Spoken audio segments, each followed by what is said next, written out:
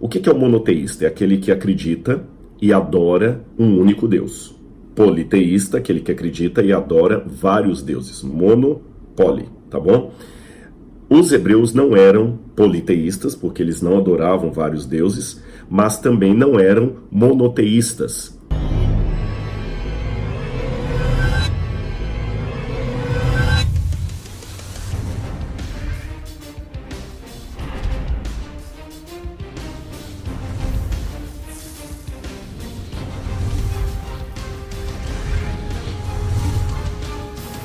Adquira também o curso de homilética do professor Leandro Quadros e aprenda técnicas de como pregar e dar estudos bíblicos com mais eficiência e de uma maneira a impactar a vida das pessoas.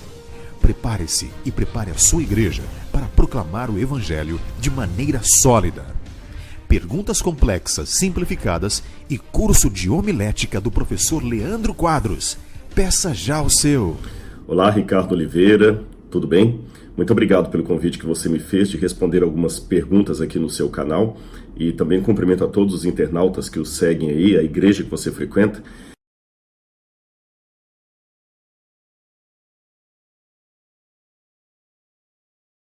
Vamos lá. A primeira que você pergunta é com relação à assertiva que alguns fazem de que os hebreus, os antigos hebreus, não seriam monoteístas, porém monolátricos. Seria isso verdade? Parcialmente sim. Por que eu digo parcialmente sim? No meu entendimento, a palavra monolatria, ela é uma incongruência com o tempo, ou seja, um anacronismo. O que é um anacronismo, para quem está acompanhando a gente? Anacronismo é quando você pega uma realidade de um tempo e a transporta artificialmente para outro tempo. Por exemplo, seria como eu confundir alguém escrevendo uma carta em 1920 com o apóstolo Paulo escrevendo as suas epístolas no primeiro século. Existe uma diferença no modo como eles escreviam uma carta na época de Paulo e o modo como eles escreviam uma carta em 1920, tá certo? Então, se eu confundir um ato com o outro apenas para explicar a frase Paulo escreveu suas epístolas, eu posso cometer um erro de anacronismo.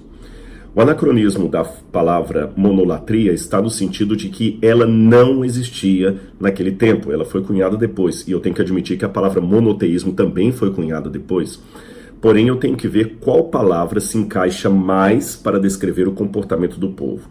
E não era monolatria, porque pela tradição bíblica, a idolatria era algo completamente condenado na legislação judaica. Então não teria como eles serem monolátricos.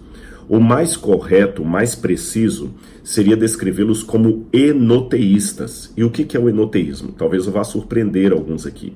De fato, no começo da sua jornada, os hebreus não parecem ter um comportamento de um povo monoteísta. O que é o monoteísta? É aquele que acredita e adora um único Deus. Politeísta, aquele que acredita e adora vários deuses. Mono, poli, tá bom? Os hebreus não eram politeístas, porque eles não adoravam vários deuses, mas também não eram monoteístas. Eles eram enoteístas. O que é o enoteísmo? Enoteísmo é quando você adora um só Deus, bem diferente da monolatria. Você adora um só Deus, porém você reconhece a existência de outros deuses. Eles são seres reais. Seria como um torcedor de futebol, que ele tem o seu time, o time X, mas ele reconhece que é o time Y, Z, W. Ele acredita num time, ele torce por um time, mas existem outros. Então o enoteísta também seria isso. Ele adora um só Deus, porém existem outros. Isso é diferente de monolatria. Monolatria é se envolver numa prática idolátrica, embora também possa encontrar isso às vezes ao longo da história de Israel. Mas isso não altera nada a tradição bíblica pelas seguintes razões. Em primeiro lugar, de onde tiramos que eles poderiam ser enoteístas? Isso é importante destacar. A maneira como o próprio Deus descreve os 10 mandamentos numa linguagem que os primeiros hebreus pudessem entender, diz: não terás outros deuses diante de mim.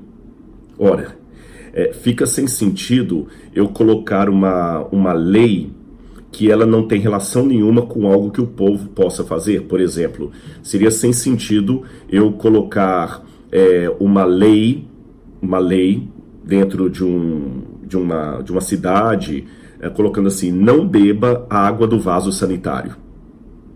Porque normalmente ninguém vai fazer uma coisa dessa, então fica sem sentido colocar uma lei, não beba a água do vaso sanitário. Agora, quando eu coloco uma lei, não jogue lixo nas rodovias, é porque há pessoas que estão jogando lixo nas rodovias, percebeu? Quando Deus diz, não terás outros deuses diante de mim, por que ele não falou, por que ele não disse, reconhecerás que apenas eu sou Deus? É porque o povo tinha naquela época a existência de vários deuses. E o que Deus fez na revelação? Ele foi ensinando o povo de maneira progressiva, como um professor que começa a ensinar as coisas para as crianças desde o jardim da infância, depois ela recebe uma outra linguagem no Fundamental 1, no Fundamental 2, depois no ensino médio, depois na faculdade, depois no mestrado e no doutorado. Tá certo? As coisas vão aos pouquinhos, você vai explicando de uma maneira que a criança possa entender. Eu vi muitas mães chegando para um filho falando assim, olha, não pode pegar a terra e colocar na boca, porque vai dar bichinho na barriga, e o bichinho vai criar perninhas, e vai ter que cortar sua barriga para tirar o bichinho. Essa linguagem que a mãe usa com a criança não é uma verdade do ponto de vista da medicina, mas também não é uma mentira moral. É uma forma didática de explicar para a criança que ela não pode pegar terra e colocar na boca. Se eu explicar para a criança com uma linguagem médica de alguém que está fazendo doutorado, porque vai ter o vírus da bactéria XYZ e citar todos os nomes ali com radicais gregos e latinos, a criança não vai entender que não é para pegar terra. Então você fala numa linguagem que eles podem entender. Mesmo que você, para isso, tenha que usar elementos que não correspondem bem à verdade. Compreendeu? Vai dar bichinho na sua barriga. Não é bem assim que a coisa funciona. Da mesma forma, Deus falou, não terás outros deuses diante de mim. E algumas vezes ele teve que falar, como por exemplo na época do profeta Elias, vejam quem é Deus, se é Baal ou se é Yahweh, qual dos dois é Deus. Porém, aos pouquinhos Deus foi corrigindo isto. Quando eu vou para a época do profeta Isaías, por exemplo, Deus já usa uma linguagem mais monoteísta. Eu sou o Senhor Deus, antes de mim não há nenhum e depois de mim nenhum outro haverá. Percebeu? Aos poucos ele vai mudando. Mesmo no Shema Israel, que Deus pediu para o povo decorar, sempre repetiu, Shema Israel, Adonai Eloheinu, Adonai Echad. Ouve, ó Israel, o Senhor teu Deus é único, o Senhor teu Deus é Deus. O povo começava a repetir isso, mas sem entender muito. Por que Deus colocou isso ao longo de toda a época? Porque ele queria aos poucos corrigir o povo da influência politeísta que havia em redor. E de onde o povo aprendeu essa influência essa influência politeísta? Simples, eles passaram séculos como cativos no Egito. Eles entraram como um povo, depois ficaram lá e se tornaram escravos. E gerações nasceram no Egito. E o Egito era politeísta, eles pegaram muito daquela cultura. Depois foram para Canaã e começaram a pegar a cultura cananita. Então, repito, o povo de Israel era enoteísta, mas não porque Deus era enoteísta. Simplesmente porque eles estavam pegando a influência dos povos em redor, e Deus usa então uma linguagem enoteísta para aos poucos tirar o povo do enoteísmo para o monoteísmo puro e claro. Isso até esclarece uma coisa que você não me perguntou, mas eu vou responder.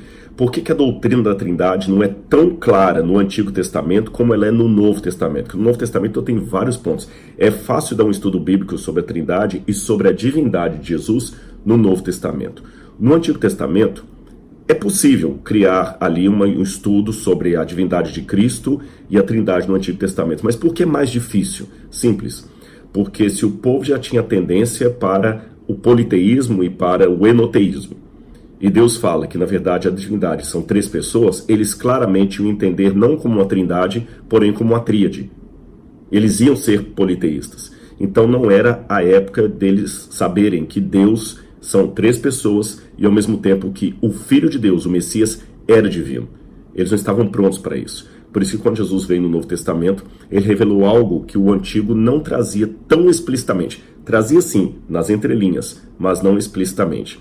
E o próprio Jesus também falou para os discípulos que havia outras coisas para revelar, mas que eles não estavam preparados. Então, resumindo, sim, o povo de Israel era enoteísta, acreditava na existência de outros deuses, embora procurasse adorar um só, mas isso foi um conceito errôneo que eles tiveram dos povos em redor, e Deus, aos poucos, foi corrigindo através dos seus profetas, através dos escritos sagrados de Moisés, Isaías e outros mais.